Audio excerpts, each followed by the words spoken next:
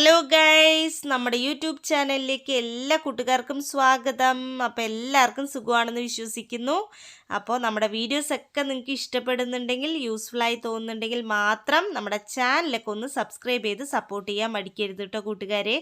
അപ്പോൾ ഇന്നത്തെ നമ്മുടെ വീഡിയോ കിടിലനായിട്ടുള്ളൊരു കറിയാണ് കേട്ടോ. നമ്മൾ നാട്ടിൻപുറത്തൊക്കെ കിട്ടുന്നൊരു കറിയാണ്. നല്ല സൂപ്പറായിട്ട് നമുക്ക് എല്ലാവർക്കും ഇഷ്ടപ്പെടുന്ന ഒരു തരം കറിയാണ് കേട്ടോ. നമുക്ക് ഇത് ഞാനിവിടെ ഉണ്ടാക്കിയിരിക്കുന്നത് പൂരിൻ്റെ കൂടെ കഴിക്കാനാണ് കേട്ടോ. സ്പെഷ്യൽ ടേസ്റ്റാണ് കേട്ടോ ഇത് പൂരിൻ്റെ കൂടെ കഴിച്ചാൽ. അപ്പോൾ ഈ കറി എന്താണെന്ന് അറിയണ്ടേ ഗൈസ്? ഇതാണ് ചേമ്പ് തണ്ട് കറി കേട്ടോ. ഇത് പൂരിൻ്റെ കൂടെ ചപ്പാത്തിൻ്റെ കൂടെയൊക്കെ കഴിക്കാൻ നല്ല കോമ്പിനേഷനാണ്. ചിലപ്പോൾ നിങ്ങൾക്ക് കേൾക്കുമ്പോൾ അങ്ങനെ ഒരു കോമ്പിനേഷൻ ഉണ്ടാവില്ലയോ എന്നൊക്കെ തോന്നും. പക്ഷേ ഇതുപോലൊന്ന് ട്രൈ ചെയ്ത് നോക്കൂ ഗൈസ്. ഈ ഒരു കറി തീർച്ചയായും നിങ്ങൾക്ക് എല്ലാവർക്കും ഇഷ്ടപ്പെടും. ചേമ്പ് തണ്ടിൻ്റെ ആരോഗ്യ ഗുണങ്ങളൊക്കെ പറഞ്ഞിട്ടുള്ളൊരു വീഡിയോ ഇതിനു മുൻപ് നമ്മൾ ചെയ്തിട്ടുണ്ടായിരുന്നു. അപ്പോൾ നമ്മുടെ ആ വീഡിയോ കാണാത്ത കൂട്ടുകാരൊക്കെ ഉണ്ടെങ്കിൽ ഒന്ന് കണ്ടിട്ട് വരണേ.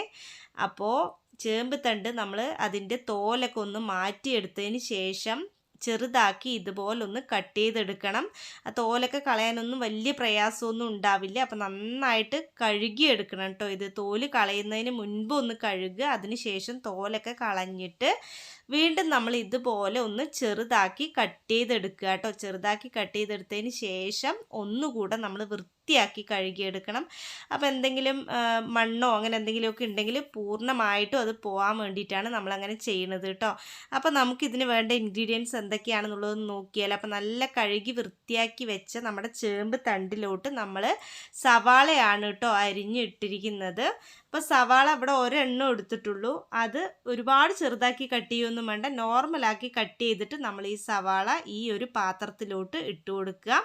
അതിനുശേഷം നമുക്ക് കുറച്ച് മഞ്ഞൾപ്പൊടി ചേർത്ത് കൊടുക്കുക കേട്ടോ. മഞ്ഞൾപ്പൊടി അയൺ കണ്ടൻറ്റൊക്കെ ഉള്ളതുകൊണ്ട് തന്നെ വളരെ നല്ലതാണ് നമ്മുടെ ശരീരത്തിന്. ഇനി അടുത്തത് മുളക് പൊടിയാണ് കേട്ടോ ചേർത്ത് കൊടുക്കുന്നത്.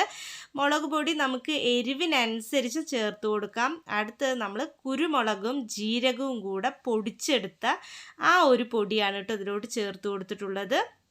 അപ്പോൾ കുരുമുളകും ജീരകവുമാണ് ഇതിൻ്റെ മെയിൻ ഇൻഗ്രീഡിയൻറ്റ്. അതിന് ശേഷം നമ്മൾ ആവശ്യത്തിനുള്ള ഉപ്പ് കൂടെ ചേർത്ത് കൊടുത്തു. അപ്പോൾ ഉപ്പും എരിവും എല്ലാം ചേർക്കുന്ന സമയത്ത് വളരെ കെയർഫുള്ളായിട്ട് വേണം നമ്മൾ ചേർത്ത് കൊടുക്കാനായിട്ട്. കാരണം വേറൊന്നുമല്ല, നമ്മൾ ഈ ഒരു ചേമ്പ് തണ്ട് കാണുമ്പോൾ ഒരു ചട്ടി നിറച്ച് ചേമ്പ് തണ്ടുണ്ട്. പക്ഷേ ഇത് കറിയായി വരുന്ന സമയത്തുണ്ടല്ലോ വളരെ കുറവേ ഉണ്ടാവുള്ളൂ. അപ്പോൾ ആ ഒരു കുറവ് കണ്ടിട്ട് വേണം നമ്മൾ ഉപ്പും എരിവും ഒക്കെ ഇടാനായിട്ട്.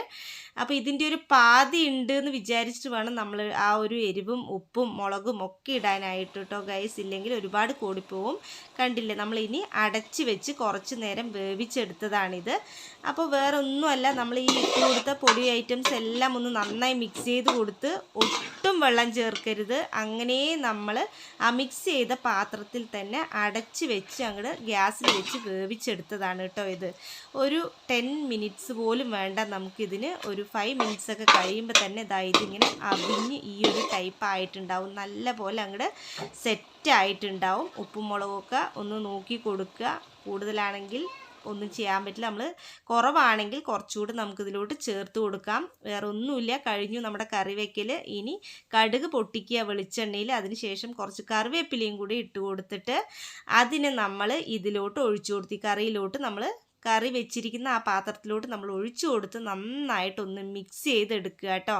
ഇത്രയേ ഉള്ളൂ. നല്ല കിടിലനായിട്ടുള്ള ചേമ്പ് തണ്ട് കറി ഇവിടെ റെഡി ആയിട്ടുണ്ട്. ഇതിപ്പോൾ ചപ്പാത്തിൻ്റെ കൂടിയും പൂരിയാണ് ഉണ്ടാക്കിയിരിക്കുന്നത്. അതിൻ്റെ കൂടിയും ഒക്കെ നല്ല കോമ്പിനേഷനാണ്. ഇനി അതൊന്നും അല്ലെങ്കിൽ കൂടെ നല്ല മട്ടയരി ചോറിൻ്റെ കൂടി ഉണ്ടല്ലോ, ചൂട് ചോറിൻ്റെ കൂടെയൊക്കെ ഈ ഒരു ചൂട് കറിയൊക്കെ അങ്ങോട്ട് എടുത്തിട്ട് അങ്ങോട്ട് കഴിക്കുമ്പോണ്ടല്ലോ സൂപ്പറായിരിക്കും കേട്ടോ ഗൈസ്. നാട്ടിൻ പുറത്തുള്ള നാടൻ കറിയാണ്. നമ്മൾ വേറെ ഒരു കെമിക്കൽസോ കാര്യങ്ങളോ ഒന്നും, ഒരു മരുന്നടിക്കലോ ഒന്നും ഇല്ലാതെ നമ്മുടെ വീട്ടുമുറ്റത്ത് ഉണ്ടാക്കിയെടുത്ത ചേമ്പ് തണ്ടാണ്. അതിലാണ് ഈ ഒരു കറി ഉണ്ടാക്കിയിരിക്കുന്നത്. എല്ലാവരും ഒന്ന് ട്രൈ ചെയ്ത് നോക്കാൻ മറക്കരുത് കേട്ടോ. അടുത്ത വീഡിയോയിൽ കാണാം.